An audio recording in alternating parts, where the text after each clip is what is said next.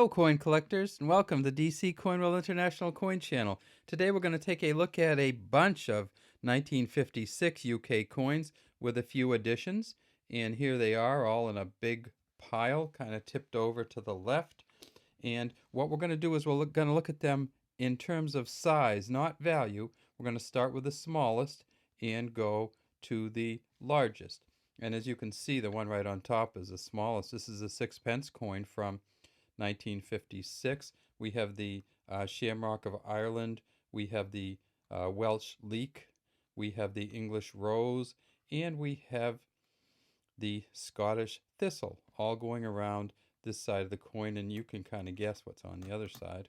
And that is, of course, Queen Elizabeth II. Now, 1956 was the fourth year of her reign. She started in 1953. And these coins, um, uh, actually, this version of the coin started in 1954 because the 1953 version had Brit Omn on it, Britomn, just Queen of all Britons, and they took that off after 1953. This is the Mary Gillick portrait, and so all these portraits are going to be the Mary Gillick portrait, the first portrait of the Queen, with the laureate and the um, here ribbons kind of flowing out the back. The next one is not from 1956 because we didn't have the 1956 with us, but it's the farthing coin. They did make the farthing in 1956, but they're really, really expensive. They made almost 2 million of them, but they cost between $2.50 and $12 to $15 to get a 1956 farthing, simply because once people knew that they weren't going to make them anymore, they just gobbled them up. Now, this particular farthing is a 1953, and if we look at it, we see that on the back it's a Brit Omn. See how it has a Brittomn? So this is the first farthing that came out in the Queen Elizabeth era. So it looks a little bit different because of the Brit Omn, but this is the coin. Now, in 1953, this coin, if you had two of these, it made a halfpenny. If you had four of these, it made a penny. And so when we start talking about 240 pennies to the pound, to the British pound, we start saying, hey, wait a second, if there's four of these to a penny, what are we talking about there? And so if you can do the calculations, you get about 960, I think, of these to a British pound. Needless to say, in 1956, they stopped making them because they just didn't really have much value for these to a penny. Now, what's next? The 3 pence. Now, this is the crowned portcullis, says 3 on the left, pence on the right, 1956. And this coin is, as you can tell, is not a round coin. And again, we have Queen Elizabeth II on the front. Next, we have the 1 shilling. And in 1956, you need to remember the 1 shilling was made in 2 different versions. There was the English version, and this is it, with 3 lions supon. And then there is the Scottish version, which is this one, with the lion rampant or standing up. So the English version of the shilling, the Scottish version of the shilling.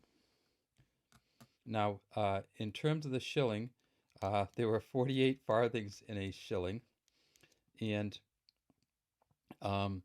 these coins were really the ones that most people used as shillings to buy stuff. Like if you were going to buy a loaf of bread or something, these are the coins you'd use. Now here's the halfpenny. Now again, we didn't have the 1956 halfpenny, so we threw in a 1959. Exact same coin, other than the year date. And of course, says halfpenny on the top.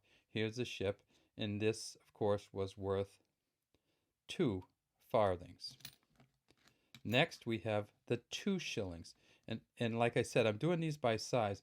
The 2 shillings is an interesting coin because it's the exact same size as the current 2-pound coin. And so if we set them up side by side, you'll see that they are, it doesn't have the, of course, edge lettering or anything, but the 2 shilling coin and the 2-pound coin were made at a similar size. And of course it says 2 here, shillings here, Fid Def, or Defender of the Faith, and then the 1956. As we go around the outside, we see the Scottish Thistle again, we see the Irish Shamrock, and we see the Welsh Leek around a centered English rose. So these are all the countries. And of course, when I talk about the Irish Shamrock, we're talking about Northern Ireland, which is part of the United Kingdom. Next, we have the huge one, and this is a 1 penny. And again, we didn't have the 1956 1 penny handy, except in a set we didn't want to break up. So we put the 1962, but the 1956, the same 1 penny, Britannia on the back holding the trident, the lighthouse here, the waves across the bottom, the shield in her right hand. It says 1 penny, and of course the huge portrait, Mary Gillick portrait again, of Queen Elizabeth II. And finally, the biggest of them all, the half crown from 1956. And this half crown actually has the crowned shield. So we see those lions lying down again in these corners. We see the harp for Northern Ireland, and we see the standing lion for Scotland. Now, in 1956, this coin did not have any Welsh symbology on it. They simply had the England, Scotland, and Northern Ireland symbology. We see this beaded outer rim. We see the reeded edge, and then we see Queen Elizabeth II in the Mary Gillick portrait.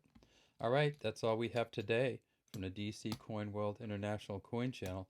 I'm going to just stack them all back up, and we will end the video here. We'd love to have you subscribe to the channel and leave any comments you might have in the comment section.